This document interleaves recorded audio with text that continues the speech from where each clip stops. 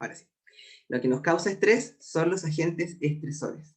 Y estrés es la respuesta. O sea, el estrés es cómo el cuerpo, por decirlo así, se defiende frente a estos agentes estresores. Entonces, eso para que lo tengan en consideración.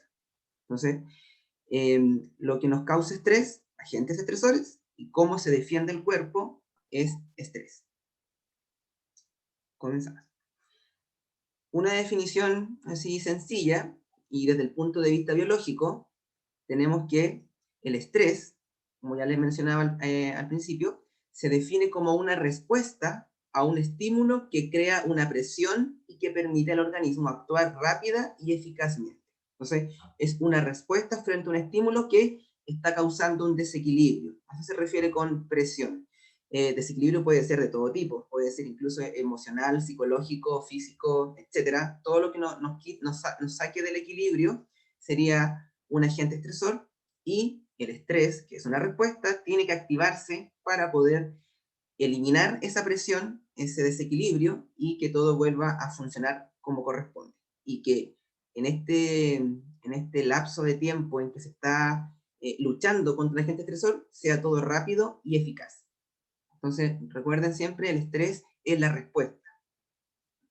Aquí tenemos algunos ejemplos de agentes estresores, hay muchísimos más, pero por ejemplo un terremoto, claramente, una caída, tenemos la preparación de un examen, por ejemplo ahora la preparación para la PDT es un agente estresor porque los saca del equilibrio, están preocupados, algunos nerviosos, no se sienten seguros, otros están estudiando mucho, otros duermen menos, entonces finalmente también es un agente estresor. Tenemos que el ayuno prolongado, no comer por muchas horas, también es un agente estresor, una hemorragia, el consumo de drogas también es un agente estresor, la contaminación del aire, la contaminación acústica, por ejemplo, una cirugía, el mal clima de trabajo o el mal clima de colegio, de compañeros, etcétera, también son agentes estresores. O sea, todos ellos nos pueden desequilibrar, y el estrés, que es una respuesta, tiene que rápidamente buscar mecanismos que permitan superar estos agentes estresores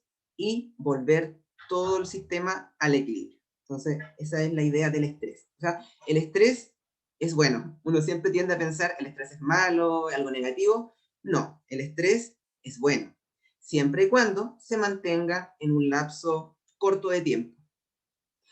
¿Y por qué digo que es bueno? Porque el mismo estrés es una característica evolutiva que ha permitido que los organismos superiores, ¿cierto?, se adapten, bueno, no solo superiores, muchos individuos, organismos que responden al estrés, con esa respuesta, se adapten a su ambiente y claramente puedan sobrevivir. Entonces, es bueno, es saludable hasta cierto punto. Y vamos a ir viendo después cuándo no es saludable. Otra, eh, otra definición, podríamos decir que es una respuesta normal, por eso les decía, es saludable, es bueno, no es algo malo, adaptativa, o sea, que permite que el organismo se adapte y que pueda enfrentar ese problema o ese agente estresor que está desestabilizando. ¿Y por qué? Porque moviliza las reservas del organismo. Cuando veamos después un esquema donde aparecen los distintos tipos de respuestas, nos vamos a dar cuenta que básicamente la respuesta es enviar nutrientes, nutrientes, nutrientes, nutrientes, nutrientes, para que las células estén, entre comillas, contentas, por decirlo así. Entonces, esta respuesta moviliza las reservas del organismo, también facilita que la energía, las moléculas energéticas, puedan ser usadas, por ejemplo, por el músculo.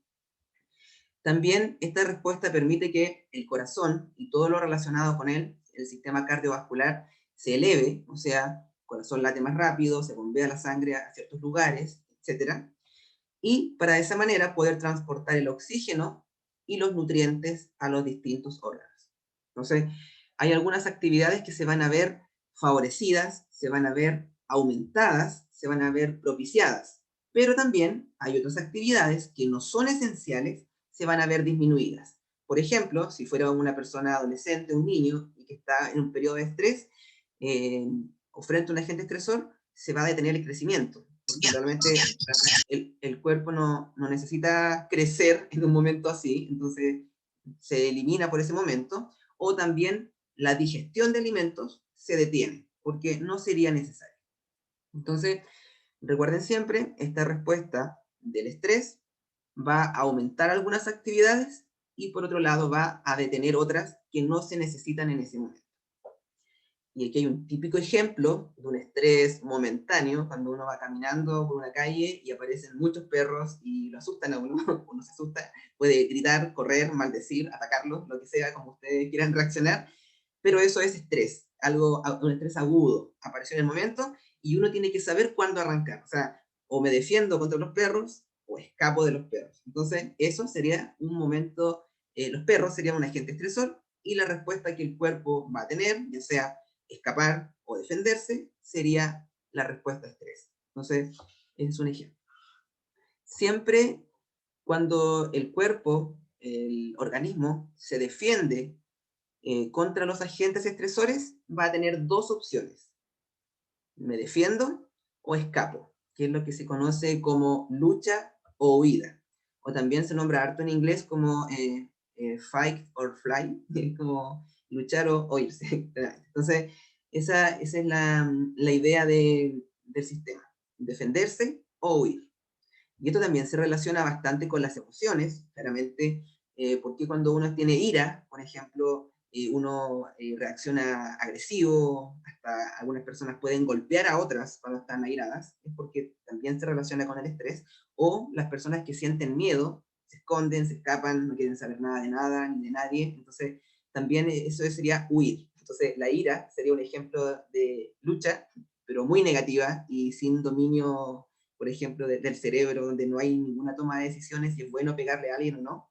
Y el miedo sería todo lo contrario, sería huir, esconderse, donde tampoco se está procesando esa información si es mejor esconderse o a enfrentar algún problema, por ejemplo. Entonces, en el estrés, aparte de que siempre va a estar relacionado al sistema nervioso y endocrino, como hemos visto hasta el momento en todo lo que es homeostasis, también tiene una parte emocional. Pero el emocional no se van a preguntar, así que no vamos a entrar en eso, igual es una discusión bastante amplia. Ya. Ya yendo a la parte de descripción o de quién inventó estas palabras, tenemos que este concepto lleva ya bastante tiempo y fue por un caballero llamado Hans, que era un fisiólogo, médico y tenía varios títulos como todos los grandes científicos, y él definió el estrés como un síndrome, o sea, un conjunto de algo, y en este caso, conjunto de reacciones fisiológicas.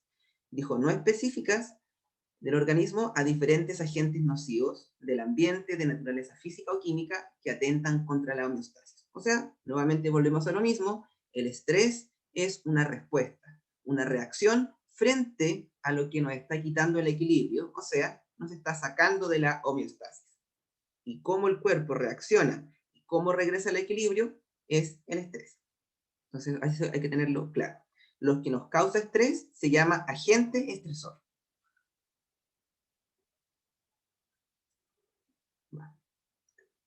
Tenemos que los agentes estresores, o sea, los que causan estrés o la respuesta al estrés, se dividen en dos categorías generales.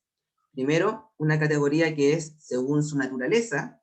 Los agentes estresores pueden ser de naturaleza física o psicológica. Física, todo lo que le ocurre al cuerpo, por ejemplo, un traumatismo, una herida, un golpe, una caída, cualquier daño físico o psicológico cuando claramente mentalmente uno se está provocando estrés, ya sea pensando en un problema o realmente existe un problema, estar angustiado por algo o cualquier situación psicológica también sería un agente estresor. Entonces, según naturaleza, física o psicológica. Pero también tenemos según el origen. Exógeno, cuando el agente estresor viene de afuera, de cualquier parte que sea, pero no se produce en el cuerpo, y endógeno, cuando el agente estresor viene del propio cuerpo, donde aquí juegan muchos factores, por ejemplo, genéticos. Una persona que genéticamente tenga predisposición o tenga alguna enfermedad, por ejemplo, diabetes, va a estar siempre pasando por estrés, porque el agente estresor va a estar siempre, es genético endógeno, por ejemplo. Entonces, esta es la clasificación general de los agentes estresores, según naturaleza y según el origen. Otros conceptos que tienen que conocer y reconocer son las fases del estrés. Las fases del estrés también ¿Puedo fueron... retroceder? Sí, ¿Puedo retroceder un por poco? supuesto, sí. Sí, díganme nomás cuando quieran que retroceda o que repita algo para que no se pierda. Bueno, como decía, la fase del estrés también las inventó el científico que nombramos recién, de nombre Hans, y son básicamente 3 etapas. Y esas tienen que reconocer los nombres y entender qué pasa en cada etapa. Tenemos, aquí esto es un gráfico, claramente, donde se pueden ver las fases del estrés. Primero, tenemos que tener claro que aquí dice nivel normal de resistencia. Se refiere que, en este caso, el organismo estaría en equilibrio, en homeostasis, todo bien, no hay ningún problema, todo está funcionando como debe ser. Entonces, nivel normal de resistencia se refiere que no hay nada que nos esté causando respuesta al estrés y no hay nada que nos esté sacando del equilibrio. Entonces, esto sería el nivel normal. Una persona saludable que no esté pasando por un periodo de estrés estaría en ese nivel. Aparece luego la primera fase, que es la fase de alarma. Fíjense lo que pasa con la resistencia. La resistencia disminuye. Bueno, la resistencia disminuye porque es la forma de avisarle al sistema neuroendocrino que algo no está bien. Y la fase de alarma es como la que está, como dije, avisa, entonces se está dando el paso inicial para que estos sistemas estén en alerta y comiencen a ejercer sus funciones para poder eliminar el agente estresor y volver al nivel normal. Tenemos que en la fase de alarma, que es la respuesta de nuestro organismo, aquí el sistema nervioso y endocrino van a trabajar en conjunto frente al agente estresor. Entonces, aquí ya vamos a tener algunas respuestas, como vamos a ver después, pero que van a ser principalmente respuestas del sistema nervioso. Por ejemplo, la secreción de adrenalina. Entonces, eso va a ser, si aparece un perro de pronto, como mostrábamos delante, y que nos está asustando o que nos va a atacar, se secreta adrenalina, aumenta la frecuencia cardíaca, llega más sangre a los músculos, podríamos escapar o defendernos, y eso sería fase de alarma, a lo que aparece y desaparece. Si el agente estresor es un poco más persistente o de otra naturaleza versus algo que aparece y desaparece, tenemos que pasamos a la fase de resistencia. Y fíjense lo que pasa con el nivel de la resistencia. Había bajado, ahora aumenta y es mucho mayor que el nivel normal, o sea, mucha más resistencia. ¿Por qué? Porque en esta fase de resistencia, digámoslo así coloquialmente, el cuerpo, el sistema endocrino y nervioso se juegan todo por el todo. O sea, acá se ponen en juego todas las cartas. Aquí no se deja nada para reserva. Aquí se hace todo lo que se pueda hacer, se ocupa todo lo que se pueda ocupar, se libera todo lo que se pueda liberar para poder eliminar completamente el agente estresor. Por eso vemos que la resistencia aumenta. Entonces, el sistema nervioso y endocrino van a estar muy activos, sobre todo el endocrino, que va a estar liberando algunas hormonas importantes para esta fase. Tenemos que es una respuesta de adaptación del organismo para limitar los daños producidos por el factor estresante. Entonces, como les dije, siempre recuerden la fase de resistencia, se juega todo por el todo, nada queda, todo se coloca en ese momento para poder eliminar el agente estresor y volver al equilibrio. Por eso aparece la tercera fase, que es la fase de agotamiento, donde fíjense lo que pasa con la resistencia, que estaba muy aumentada, ahora disminuye más que el nivel normal, disminuye más que la fase de alarma y continúa disminuyendo. ¿Por qué? Si el organismo, el sistema neuroendocrino, no fue capaz de eliminar el agente estresor en la fase de resistencia, todo, como se jugó todo por el todo, ya no queda nada más que hacer, ya no hay reservas, ya no hay moléculas que puedan hacer efecto, entonces se debilita el organismo, se gastó todo, como decía, entonces aquí aparece lo que se llama estrés crónico, lo cual es una enfermedad que debe tratarse con un especialista. Entonces, por eso se puede ver el gráfico que disminuye. El cuerpo ya no tiene opción, el sistema neuroendocrino ya no puede luchar contra ese agente estresor porque ya gastó todo lo que Profe, tenía. Dígame. las personas que sufren de estrés crónico, ¿en qué fase se encuentran constantemente? Constantemente van a estar en la fase de agotamiento. O sea, claramente el cuerpo igual va a poder soltar algo, intentar defenderse, pero van a estar en fase de agotamiento porque van a estar depresivas, van a estar con alguna enfermedad, van a estar con secuelas de ese estrés, entonces van a estar generalmente en fase de agotamiento, estrés crónico, que es una enfermedad. tenemos que, como les decía, cuando fallan todos los mecanismos anteriores, se debilita el organismo y la enfermedad es muy probable, ya que el organismo se colapsa y no se puede defender ante el agente estresor o agente estresante. Entonces, por eso, fase de agotamiento, y la única manera de poder salir de esta fase es con ayuda profesional que esté capacitada en estos aspectos. Entonces, una persona que no pida ayuda difícilmente podría salir de esta fase de agotamiento, porque ya no tiene mecanismos propios para poder vencer al agente estresor. Entonces, estas son las 3 fases del estrés. Fase de alarma, se avisa que hay algo que está quitando el equilibrio, ¿cierto? Y se pone en marcha el sistema nervioso, principalmente, para dar respuesta y poder volver al equilibrio.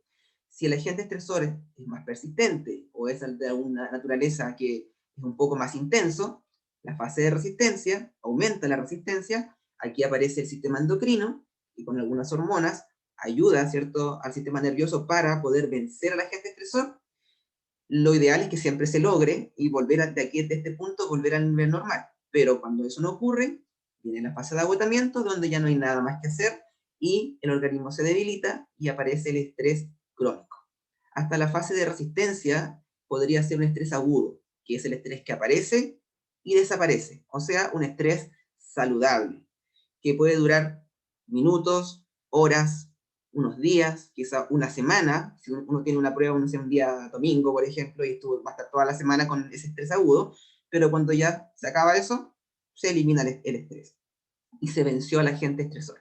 Entonces, hasta una semana, dependiendo del caso, podría ser un estrés saludable, dependiendo claramente qué situación sea.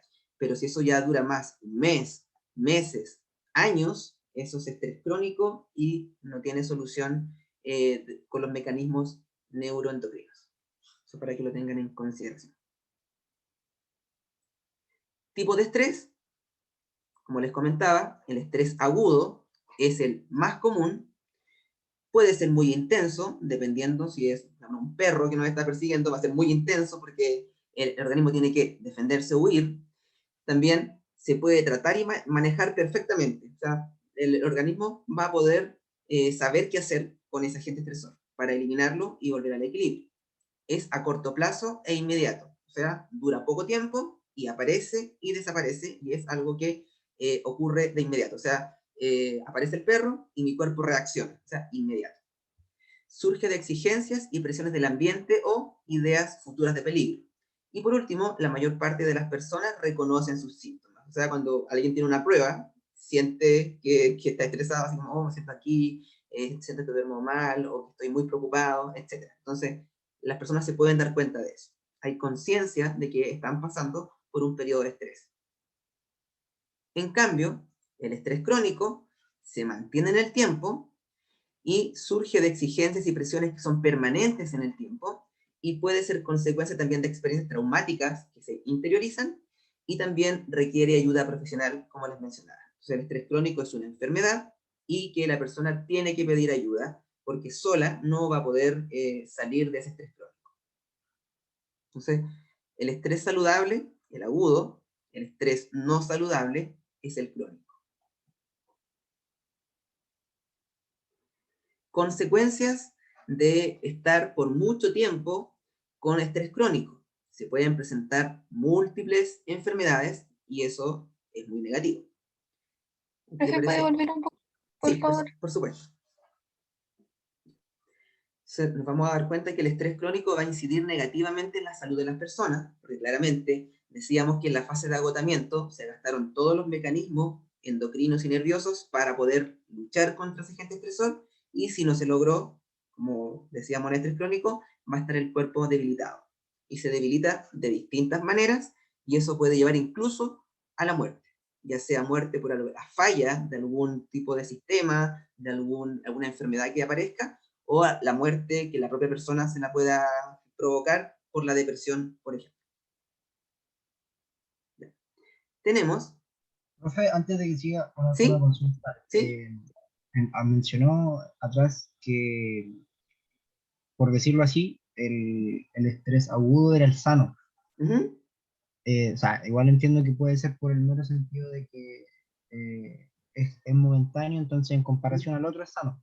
Ujú. Pero igual quería saber si en cierto modo es bueno sentir estrés en algún momento.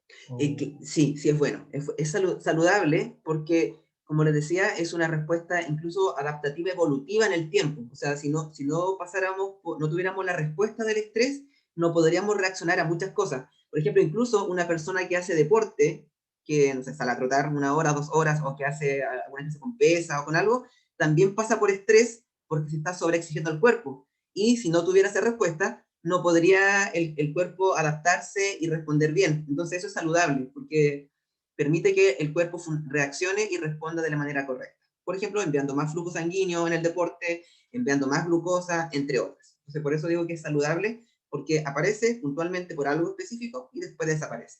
Cuando se mantiene es lo malo, porque eso indica que el sistema neuroendocrino no fue capaz de eliminarlo, por lo tanto causa un desgaste. Eso es. Aquí tenemos algunas enfermedades que se pueden producir, de nada, que se pueden producir debido al estrés crónico que es prolongado. Dijimos que ya dura harto tiempo, meses, años incluso. Fatiga corporal y desgaste muscular prematuro, claramente, porque la persona va a tener una mala distribución de nutrientes, un mal uso de nutrientes, siempre va a estar cansado, va a estar con sueño. También la persona va a dormir mal, por lo tanto no hay una compensación con el sueño.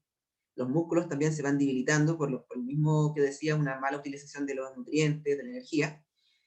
Se puede dar la diabetes también, porque después vamos a ver que se libera una hormona que se llama cortisol, y el cortisol inhibe la insulina. O sea, cuando hay estrés, y el cortisol es bueno también hasta cierto nivel, inhibe la insulina para que no se guarden los nutrientes, sino que se ocupen. Entonces, si el estrés se mantiene y el cortisol se mantiene en la sangre, tenemos que la insulina no se va a producir y el cuerpo se vuelve resistente a la insulina y aparece la diabetes. Por lo tanto, también es una causa del estrés crónico. Hipertensión, una persona que tiene estrés siempre va a estar con un nivel cardíaco mayor para que el flujo vaya llegando a estos órganos, y eso puede pasar finalmente a hipertensión. En el caso de los niños, habíamos dicho al principio que hay ciertas actividades que se suprimen cuando está el estrés porque no se necesitan. Por ejemplo, el crecimiento. Y en niños que han sufrido maltrato, en ellos se produce el enanismo psicogénico, que quiere decir que no crecen, quedan muy bajitos a causa del estrés. ¿Por qué? Porque el estrés inhibe el crecimiento. Por lo tanto, los niños no van a crecer si es que han sufrido maltrato por mucho tiempo.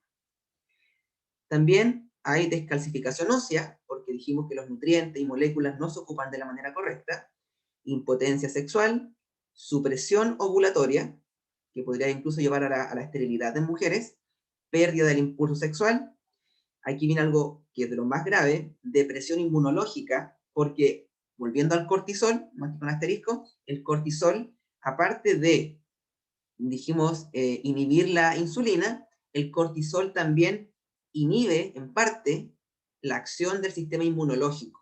Lo deprime un poco, para que, bueno, en realidad hay una regulación entre ellos, pero es como para que no cause ciertos problemas, por ejemplo, como la inflamación. Entonces, el cortisol, para poder disminuir la inflamación, tiene que disminuir la actividad del sistema inmunológico. Entonces, eso no solamente afecta a lo que se quiere, sino que también afecta que una persona que contraiga un patógeno se va a enfermar, y eso, si es muy grave, podría llevar incluso a la muerte. O también, en el caso del cáncer, recuerden que el sistema inmunológico también se encarga de eliminar las células cancerígenas, por lo tanto, podría aparecer cáncer. Entonces, eso es muy, muy grave. Y por último, en las personas que son de adultos mayores, de mayor edad, el estrés crónico puede causar una degeneración neuronal acelerada. O sea, que la persona es más susceptible a sufrir trastornos como tipo Parkinson, Alzheimer, entre otros. Entonces, eso pasaría en personas de adulto mayor. Se la verdad. Profe, una consulta ¿Sí? con respecto al estrés durante el embarazo. ¿Qué ¿Ya? ocurre ahí en los fetos? ¿Puede haber una que nazca antes, prematuro? Sí, por supuesto, porque por todos los mismos mecanismos de liberación de hormonas, supresión de hormonas, hay hormonas que se van a liberar, otras que no se van a liberar. De hecho, el estrés también influye en la secreción o no secreción de oxitocina, de serotonina, de dopamina, mucho, entonces sí podría inducir que el parto sea prematuro, o incluso atrasar el parto también por problemas hormonales, o riesgo de pérdida de los bebés también. Entonces, sí, igual influye en todo. Por eso, claramente, cuando las mamás están embarazadas, les piden ciertas condiciones de no estresarse, de ciertas actividades, no hacerlas para que no colapsen mentalmente o físicamente, o en ciertos periodos de gestación ya hay actividades que no se pueden hacer, etc. Entonces, sí, también influye. Ya. Aquí coloqué una imagen para poder entender lo que viene más adelante, que son las respuestas endocrinas y nerviosas. Y tenemos que hay una glándula que va a ser muy importante, tanto en la respuesta nerviosa como en la respuesta endocrina. Claramente, como aún no hacemos un repaso de hormonas, pero para ir recordando conceptos. Tenemos que en los riñones se ubica la glándula suprarrenal, o también llamada glándula adrenal. Son sinónimos, suprarrenal o adrenal. Y esta glándula se caracteriza porque tiene dos componentes. Tiene lo que se ve aquí con amarillo, es la corteza, y al medio tiene la médula. Tanto la corteza como la médula liberan ciertas hormonas que van a tener efectos en los mecanismos del estrés. Por ejemplo, la corteza libera un tipo de hormonas que se llaman catecolaminas, o también llamadas neurohormonas o neurotransmisores, que son como mezcla de ambas, como la adrenalina y la noradrenalina. Eso viene de la... perdón, aquí cambié, creo que cambié. Sí, está al revés. Voy a pausar el video y voy a cambiarlo, ¿no? Tenemos que la corteza, que está aquí, libera un tipo de hormonas, bueno, son varias, pero la que nos importa en este momento es una sola, que tienen un nombre generalizado que es glucocorticoides. ¿Por qué coloco este nombre? Porque en algunas PSUs anteriores no les colocan el nombre de la hormona, simplemente le colocan corteza, por ejemplo, liberación de glucocorticoides. Entonces, si ustedes no tienen idea qué son los glucocorticoides, o de dónde vienen, o qué ejemplo hay, probablemente les va a costar responderlo. Entonces, el cortisol, que es una hormona de la corteza, es un tipo de glucocorticoide. Entonces, eso para que lo recuerden. Y por otro lado, la médula, que está aquí al medio, libera también un tipo de hormonas, o como decía, neurohormonas o neurotransmisores, que se llaman catecolaminas. Y las catecolaminas son la adrenalina y la noradrenalina. Eso para que también lo consideren. Si se les llega a olvidar qué parte libera qué tipo de hormona, yo siempre digo, recuerden, cortisol, corteza. Entonces, la corteza, cortisol, porque las dos empiezan con cortisol, corteza. Y por descarte, la adrenalina y noradrenalina vendrían de la médula. Entonces, esa es como una ayuda a memoria. Cortisol, corteza, de ahí viene, y la médula sería adrenalina y noradrenalina. Entonces, destaco esta glándula suprarrenal o adrenal porque ella va a jugar un rol muy importante tanto en la respuesta nerviosa como en la respuesta endocrina, que son las que vamos a ver a continuación. Respuesta nerviosa. Recuerden que dijimos que cada vez que actúe un mecanismo homeostático, el primer sistema que va a actuar es el nervioso, porque claramente es más rápido, y después va a actuar el endocrino. Pero ambos se complementan siempre para que la homeostasis se pueda recuperar. Aquí hay un esquema, ahí, donde podemos ver qué componentes se van a ver involucrados en esta respuesta nerviosa. Tenemos que, nuevamente y siempre, el hipotálamo. Recuerden que el hipotálamo es la estructura nerviosa por excelencia relacionada con todo lo que sea homeostasis. El hipotálamo va a activar el sistema nervioso simpático. Si no recuerdan cuál es este sistema nervioso, no se preocupen porque ya en las próximas clases vamos a revisar el sistema nervioso. Activa el sistema nervioso simpático, que es el sistema que nos ayuda a estar más activos, poder luchar, poder huir, poder escapar. Cada vez que requerimos mayor actividad, se activa el sistema nervioso simpático. Entonces, una carrera, por ejemplo, correr, escapar, pelear, etc., sistema nervioso simpático. Por un lado, tenemos que el sistema nervioso simpático libera adrenalina, puede liberar, que tiene una acción directa y rápida. O sea, se libera, va por la sangre rápidamente, y ¿dónde llega? Llega al corazón y a las arteriolas para darle ciertas órdenes. Al corazón le dice que lata más rápido, aumente la frecuencia cardíaca, y a las arteriolas les va a indicar que se contraigan o se dilaten, dependiendo, para que el flujo sanguíneo se pueda redistribuir, llegar a los órganos que más se necesitan y que llegue menos a los que menos se necesitan. Por ejemplo, ¿qué órganos se van a necesitar mucho en una respuesta de este tipo? Los músculos de las piernas, por ejemplo, el cerebro, los pulmones, y qué órganos no requieren tanta sangre en ese momento, el estómago, el intestino. Entonces, se va a redistribuir el flujo sanguíneo. La adrenalina hace que esto sea muy rápido, corazón y arteriolas funcionan en conjunto, sí, el flujo sanguíneo, ¿cierto? Aumenta la frecuencia y el flujo sanguíneo se redistribuye. Pero también el sistema nervioso simpático activa a la glándula suprarrenal mediante mensajes nerviosos, específicamente a la médula, como decíamos anteriormente, y la médula libera adrenalina, nuevamente adrenalina, o sea, una dosis extra de adrenalina, pero también libera la noradrenalina. Se dice que la proporción aproximadamente de liberación de adrenalina, noradrenalina es 80% de adrenalina y 20% de noradrenalina. Entonces, casi siempre se habla más de la adrenalina, porque es la que más se libera, y se habla un poquito menos de la noradrenalina. Ambas hormonas son muy parecidas químicamente, incluso solamente cambian en un grupo funcional, pero son idénticas en forma, en estructura, en función, cumplen casi prácticamente las mismas funciones, simplemente que algunas actúan en ciertos órganos más que la otra. Pero las dos tienen los mismos receptores, participan en las mismas actividades. Entonces son muy parecidas, por eso están aquí juntas. Profe, Díganme. es como una acotación. Lo que ¿Sí? pasa es que yo he visto cuando hacen como cirugía y cosas así, ¿Ya? que le dan como un shock de adrenalina y noradrenalina, como para que el corazón vuelva a latir cuando están en un paro cardíaco. Perfecto. Sí, también. Por lo mismo, porque la adrenalina, como dijimos, aumenta la frecuencia cardíaca. Entonces, en ese caso, se necesita esa inyección para que el corazón se reactive y todos sus receptores, ¿cierto?, reciban la adrenalina y reciban la respuesta que es activarse y aumentar su actividad. Perfecto. Sí. Muy buena acotación. Muchas gracias. Tenemos también que en conjunto la adrenalina con la noradrenalina siguen estimulando al corazón y las arteriolas, aquí como se puede ver, pero además tenemos que hacen algo más. Activan al hígado, donde se va a producir el catabolismo de glucógeno.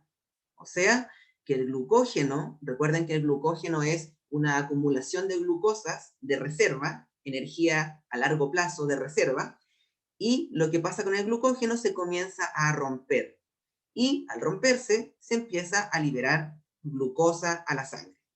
De esa manera, el corazón, que está latiendo más rápido, y las arteriolas que están llevando el flujo a distintos órganos, van a llevar glucosa, ¿cierto? Si hay poca glucosa o si hay normal, esto hace, el hígado libera más glucosa, para que haya mucha más y llegue a todos los órganos en harta cantidad. Y también van a actuar a nivel del sistema respiratorio, específicamente en las vías respiratorias, las cuales se van a dilatar. Recuerden que dilatarse es agrandarse, y al agrandarse en las vías respiratorias, por decirlo así, va a entrar más oxígeno y tanto corazón como arteriolas van a poder enviar glucosa y oxígeno a las células de los órganos que más lo requieren. Entonces, esa sería la forma de trabajar del sistema nervioso. Enviar glucosa y oxígeno mediante la acción del corazón y las arteriolas a los órganos más necesitados de esta. Claramente el cerebro siempre va a estar ahí, y también, como les decía, los músculos, por ejemplo, esqueléticos, de las piernas, de los brazos, entre otros. Esta respuesta del sistema nervioso se conoce como una acción frente a la situación de alerta, lucha o huida. O sea, la persona va a estar muy despierta, va a estar muy alerta de todo lo que está ocurriendo, ¿cierto?, a su alrededor, de todo lo que podría causar un daño, de todo lo que podría, o qué respuestas podría tomar, o qué decisiones, no decisiones, ahí no, qué cosas podría hacer en ese momento para defenderse, porque aquí no hay decisiones tan procesadas, acá es actuar, porque el pensar, el tomar una decisión, podría significar la muerte, por ejemplo. no sé, un ejemplo, que una persona se viera expuesta al ataque de un puma. Entonces, la persona no podría verse así como, voy a buscar un palo y le voy a pegar. No, no hay decisiones. Acá se actúa rápidamente y sin procesar mucha información. Entonces, situación de alerta, lucha o huida. Me defiendo o escapo. Sea cual sea, me va a ayudar a sobrevivir. Y esto ocurre generalmente en la fase de alarma, o sea, la primera fase del estrés. No sé, algo corto, algo puntual, muy intenso, aparece y desaparece. Y por lo general, con todas estas medidas, ese agente estresor debería eliminarse y se debería recuperar el equilibrio. Entonces, esto es algo muy importante en el caso de la respuesta nerviosa. ¿Preguntas? ¿Acotaciones?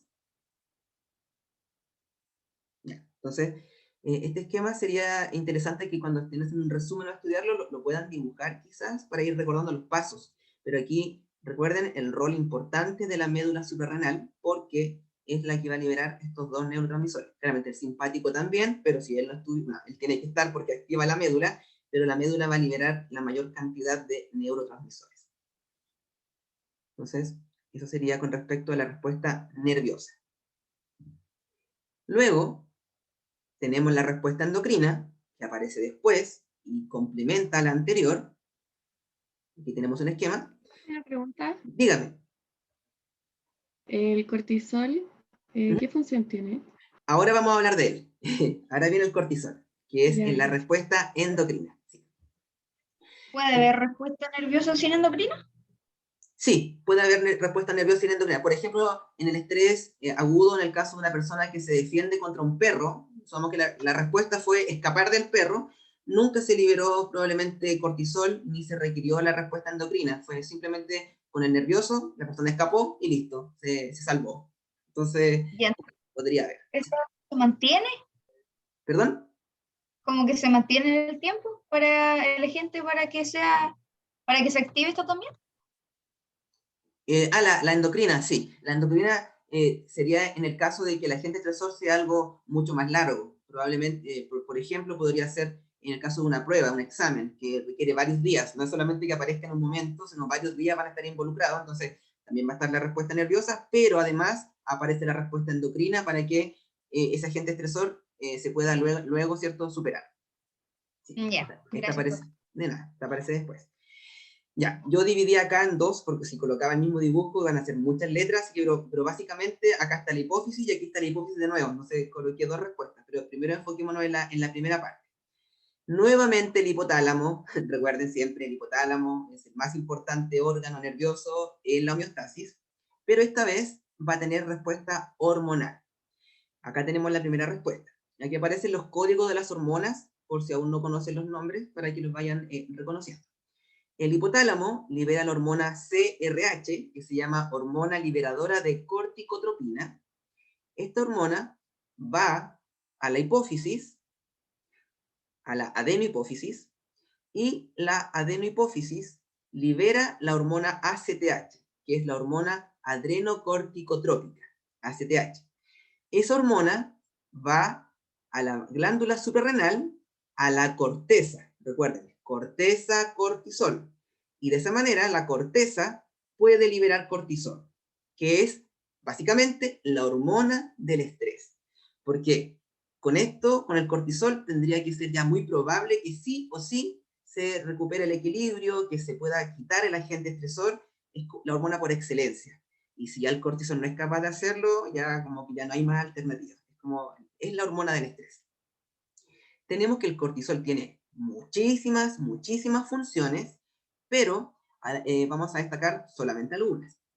Por ejemplo, en el caso del tejido graso, donde están los adipocitos, el cortisol le indica a los adipocitos que liberen ácidos grasos a la sangre. El cortisol va al músculo y le dice al músculo esquelético que comience a liberar glucosa a partir de la ruptura, ¿cierto?, del glucógeno que está guardado. También va donde el hígado, y lo mismo que lo anterior, le indica al hígado que libere glucosa a partir de la ruptura del glucógeno que está acumulado. Y por otro lado también, le indica al hígado que comience el proceso de gluconeogénesis. O sea, fabricar nueva glucosa a partir de moléculas que no sean glucosa. Por ejemplo, a partir de lípidos o proteínas. Cualquier molécula o biomolécula que se encuentre se va a convertir en glucosa. ¿Por qué? Porque lo que se quiere aquí es llenar, por decirlo así, la sangre de glucosa. ¿Por qué? Porque habiendo glucosa, las células pueden funcionar, pueden adaptarse, obtienen energía y pueden hacer todos sus procesos de manera normal y van a estar contentas, por decirlo así. Entonces, el cortisol siempre va a privilegiar que se libere mucha cantidad de glucosa o se produzca más glucosa y que todo finalmente converja en glucosa. Por eso yo le puse así, la hormona del come y calla, así le digo yo. ¿Por qué? Porque si está el cortisol, entrega glucosa, que haya glucosa, células con mucha glucosa, órganos con glucosa, y así ya se quedan tranquilos, tienen glucosa en exceso y debería todo funcionar bien. Entonces, yo le puse la hormona del come y calla, porque sí, le dan glucosa a las células y deberían estar felices y tranquilas con toda la glucosa que pudieran necesitar. Pero además, el cortisol tiene otras también actividades, muchas actividades. Por ejemplo, el cortisol también, como les decía, disminuye la inflamación. Va a tener una actividad en el sistema inmunológico. Por lo tanto, se deprime un poco el sistema inmunológico. Si esto es algo puntual y ya desaparece, no pasa nada. Pero si se convierte en un estrés crónico, imagínense una persona que esté pasando meses o años con mucho cortisol en la sangre, su sistema inmunológico se sigue deprimiendo y se puede enfermar de cosas muy sencillas, con patógenos que causan enfermedades muy sencillas de tratar, pero podrían ser graves, incluso mortales para esa persona, porque causa una inmunosupresión. Entonces, esa sería otra actividad del cortisol que podría ser negativa, o sea, es negativa en el caso del estrés crónico. Entonces, aquí tenemos esa función. Pero el cortisol no es la única hormona que va a actuar en este momento de la respuesta endocrina. También actúa la glándula tiroides. Dígame. Cuando aquí dice gluconeogénesis, ¿Sí? ¿a qué se refiere? Glucosa, neo, nueva, y génesis, formación.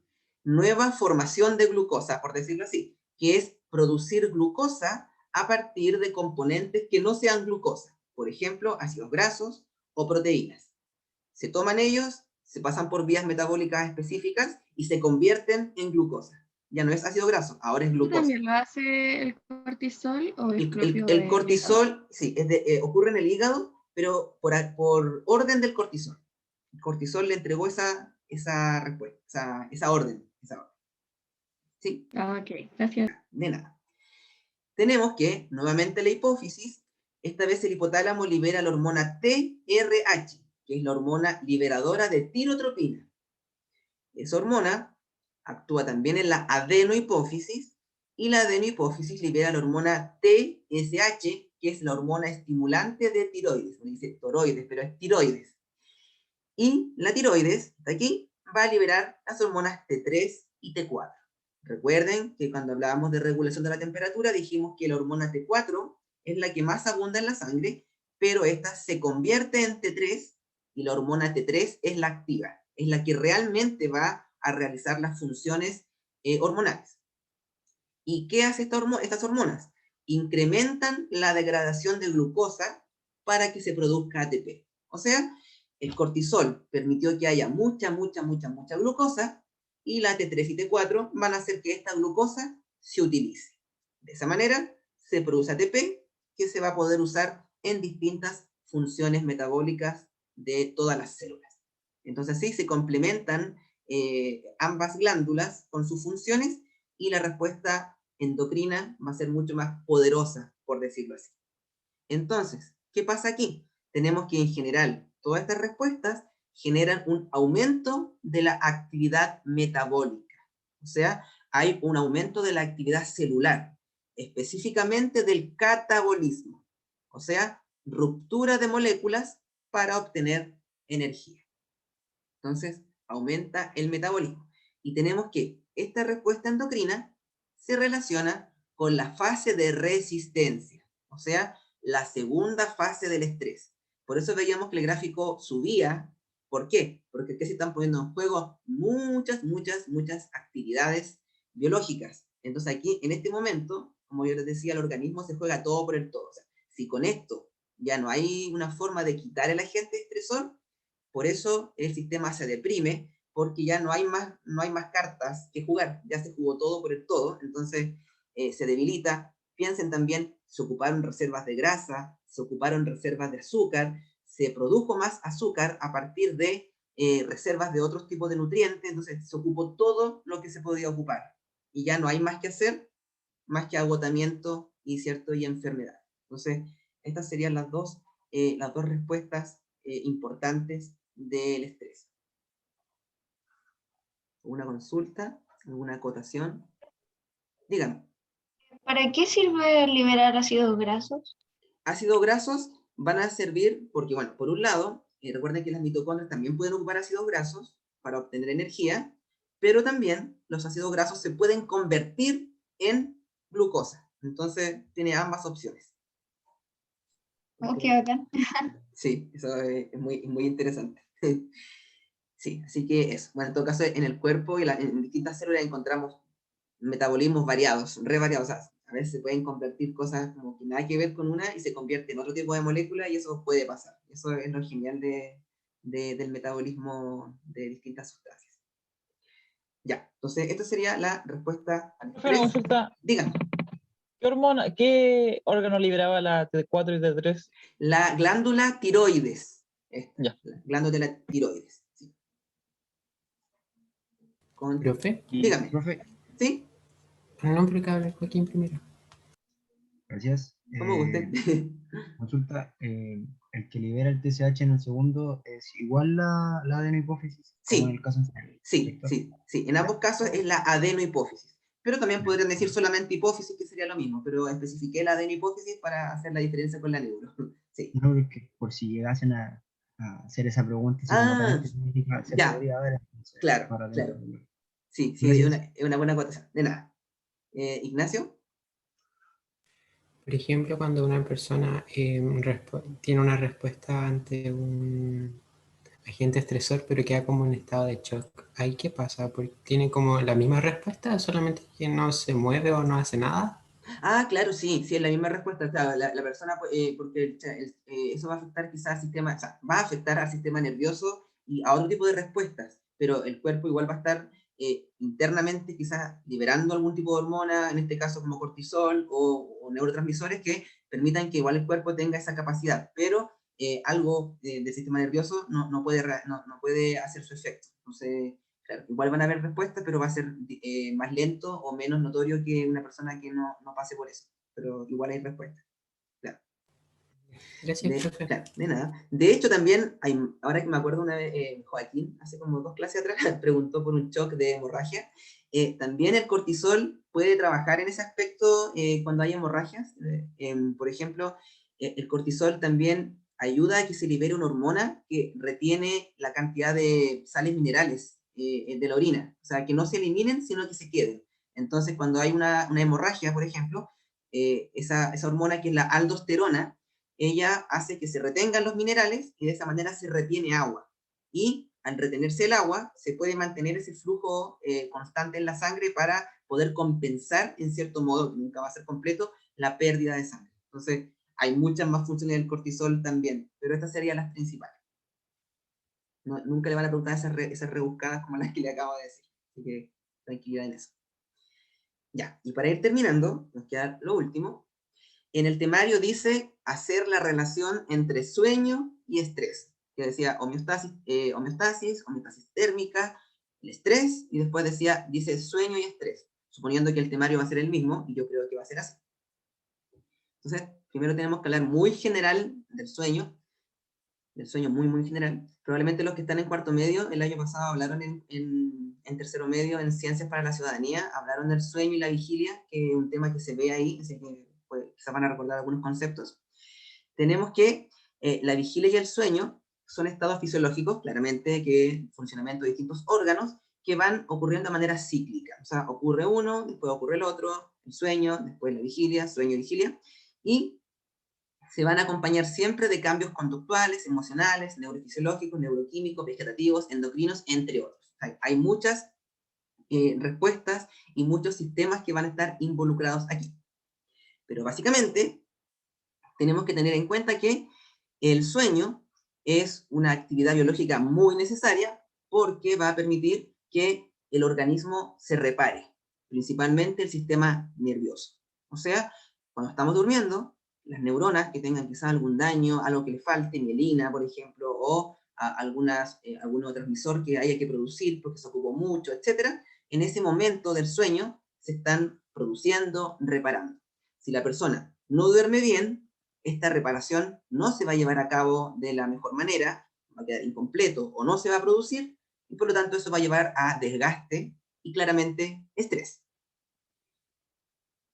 Tenemos que cuando una persona no tiene un sueño correcto, va a tener fallas en la percepción de cómo ve su entorno, va a tener fallas en la atención, no se puede concentrar bien, va a estar mucho más irritable, o sea, va a reaccionar sobrereactivo, va a tener errores en la memoria, sobre todo en memoria a corto plazo, se le van a olvidar las cosas muy rápido, y por último, va a tener falta de interés, o sea, nada le va a parecer interesante, todo va a dar lo mismo, porque claro, el sueño causa eso. O sea, el sueño, no dormir bien durante el sueño. Por lo tanto, esto todo conlleva a una respuesta de estrés que el organismo tiene que saber superar para poder llegar al equilibrio, pero que si esto no se logra, se va a producir una alteración y modificación de las funciones cerebrales superiores. O sea, a nivel cognitivo, ¿cierto? Se va a dañar, ¿cierto?, esas partes que no se regeneraron, por ejemplo, y va a haber una falla general del sistema nervioso, sobre todo a nivel del cerebro. Entonces, la persona no va a poder reaccionar bien frente a estímulos, no va a poder guardar cierta información, no va a poder hacer las actividades de manera, actividades cotidianas incluso pueden fallar, cosas muy básicas, las podría hacer mal, o quizás no recordar cómo hacerlas, se da un deterioro general. Entonces, esta es la relación general del sueño con estrés. Si no se duerme bien, no hay reparación, se genera estrés, si eso no se soluciona, hay una falla mucho mayor, porque ya no hay cómo reparar, ¿cierto?, el sistema nervioso. Ya sería más o menos en general. Y lo último, tenemos que tanto el sueño y el estrés tienen una relación bidireccional, por decirlo así. Si hay sueño correcto, si una persona descansa, no hay estrés. Si la persona no duerme bien, no descansa bien, hay estrés. Si no hay estrés, hay sueño. Pero si hay estrés, no hay sueño. O sea, van a estar siempre relacionadas. Una conlleva a la otra y así sucesivamente. Entonces, un mal dormir, estrés, y un estrés, un mal dormir. ¿Por qué? Porque tenemos que, ya les decía que el sueño, un mal dormir, genera alteraciones neurológicas. ¿Por qué? Porque no se puede reparar el sistema nervioso. Por lo tanto, eso lleva al estrés, y al haber estrés, tenemos que, en general, se produce una privación del sueño paradójico. ¿Qué diablo es esto? Hay varias etapas del sueño, el sueño menos profundo, el más profundo, etc. Hay un sueño que se llama paradójico, que es como la última etapa, y es aquí donde hay varias actividades neuronales que se están produciendo. Entonces, si este sueño paradójico se bloquea, tenemos que hay un sueño negativo, y eso lleva nuevamente a más alteraciones, a estrés, menos sueño paradójico, menos sueño reparador, más alteraciones, y así sucesivamente. O sea, es como un círculo vicioso, por decirlo así, siempre va llevando a algo negativo más negativo. De hecho, recuerden que cuando hablamos de la respuesta nerviosa, dijimos que se libera adrenalina, y la adrenalina hace que el corazón esté más rápido, más sangre, que la persona esté más despierta, alerta, ¿cierto? Por lo tanto, la adrenalina también va a causar que la persona no pueda dormir y tenga insomnio. O sea, una persona que está constantemente con estrés va a tener todo en su contra, no va a lograr un sueño reponedor completo. Pero si esta persona logra vencer, ¿cierto?, del sistema, logra sacar este agente estresor, o la persona logra una forma de, no sé, por ejemplo, organizar su tiempo, que puede ser una de las causas a veces, y duerme bien, todo se termina y se recupera todo. Incluso se dice que una persona que ha dormido mal por mucho tiempo, cuando logra dormir bien, duerme muchas horas. Esto no vale cuando dicen que los adolescentes duermen muchas horas de flojera, eso no, de ganas de dormir. Pero me refiero cuando hay estrés. Y eso sería, en general. Profe, una consulta. Sí, dígame. Con respecto a la alteración del sueño, igual puede provocar una no presencia de estos sueños como percepciones, como esas imágenes que se provocan. Sí, también. De hecho, porque sé que eso se produce en el REM, que es la etapa más profunda del sueño. Sí, que el sueño en la segunda etapa, sí, REM. El no REM en la primera, el REM en la segunda. De hecho, una persona que no duerme bien también va a estar teniendo sueños muy, ¿cómo se llama? Así como que duermen a saltos, así como que están quedándose dormidos y empiezan a saltar, o muchos sueños, o incluso pesadillas, o otro tipo de cosas. Porque el sueño paradójico es el que se ve privado. De hecho, hay algunos que dan el ejemplo, como esta película antigua de Freddy Krueger, que supone que él ataca como en el sueño paradójico, en esa etapa, la persona no, una cosa así. Entonces, eso sería con respecto al